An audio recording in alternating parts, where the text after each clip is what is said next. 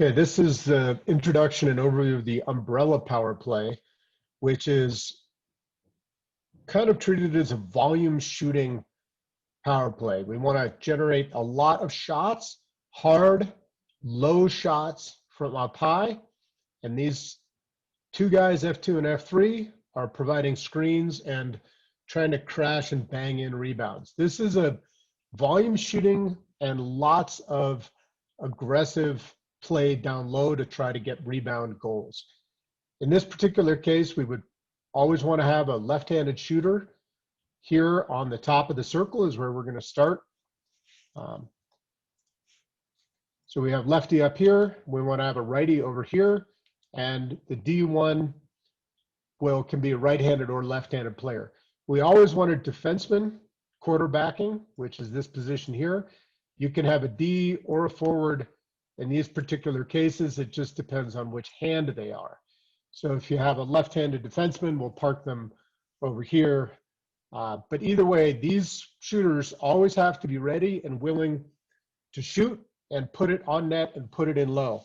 F2 and F3 have to be willing to get in the way. They have to be willing to screen the goalie and good hand-eye coordination for tips and rebounds. And they have to be willing to take a little bit of a beating because defensemen that are in front of the net are going to be banging away on them. So in the classic umbrella, what we're doing is we're passing, and these players are getting themselves open because the defensemen are going to be sliding and trying to shut off these lanes. So if the play is on D1 and a defenseman aggressively slides up into position here, then the job of F1 is to slide and get themselves open however they need to make a lane available. So we don't want to just stand on the top of the circle waiting for the puck to get us. As the D moves, these guys are also moving, getting ready to get that pass across for the seam. So F1, D2, and D1 are constantly moving the puck and looking to find seams. And if you get a shot, you take it. But with one caveat.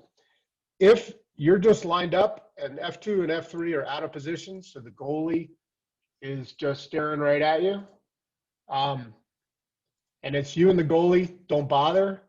You're not going to score against the high school goalie taking a shot 1-on-0 against the goalie unless you get lucky. So if you're faced up straight against the goalie, ignore that shot. Not all shots are good shots. However, F2 and F3, as you see that puck rotating into position with a shooter, your job is to aggressively move into position. And once you're there, we want to have a backdoor like that. That shot comes in. F2 is screening. F3 is ready to cash in that rebound. All right. So another very potent sort of passing is to crack the seam and move it across like this. So what we've got, if we look at the way that this structure is really designed, is we have a whole bunch of triangles in this particular case. So if we look at it like this,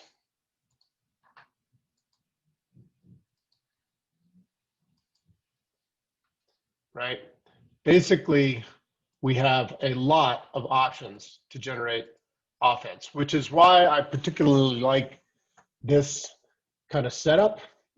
We want to see passes across the seam. The whole purpose here is to move the puck relatively quickly and get the goalie moving side to side and disrupt the goalie's eyesight.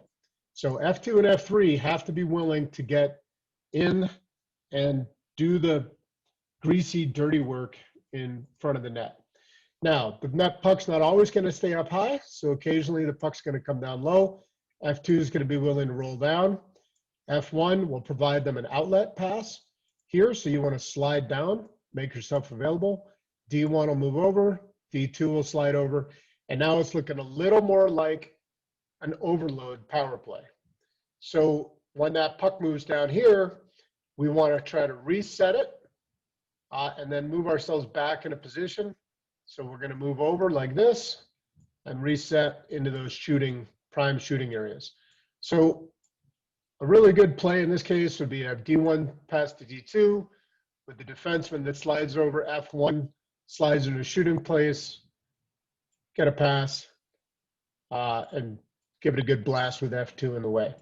So your roles in this particular power play, if you are placed down low, disrupt the sight lines, be ready to crash and rebound, and then anytime there's a puck on the boards, you go and you get it. Remember, our number one principle, if you haven't heard this before, is 2 people on the puck everywhere on the ice if you're on a power play. So if that puck slides over here, F1 and F2 are going to very aggressively go out and get it. If the pucks are on the sideboards, F1's going to attack it. And if it looks like there's any contest, F2 is going to provide backup. And then we're going to start rotating back over to prevent a breakout. The risk to this particular power play is obvious. It's the same risk that we faced with a 1-3-1 and a little bit of the same risk with an umbrella, but less so. If they can chip past our shooters up high, then they're going to isolate this one guy.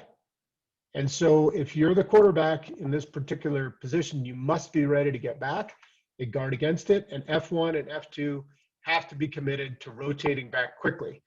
So if it looks like there's going to be a breakout on this side, F1's contesting it, but it's not necessarily going to get there. We want to see D1 and D2 getting back because we have a weakness here, which is that we only have one person on the blue line. So we want to guard against that. So this guy's role, D1, is to be the quarterback and make good decisions. F2 and F3, you want to get in front and disrupt. One thing to keep in mind, if any of these guys get challenged, what you got to know what to do with the puck. So let's say D1's in trouble and they don't have a good, clear way to pass to D1 or, D1 doesn't have a way to pass to either of these 2 guys.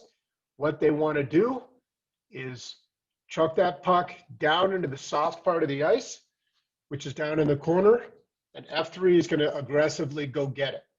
So our release areas, meaning the places where you can put the pucks when you start getting into trouble, are those same soft areas that we've sort of talked about before.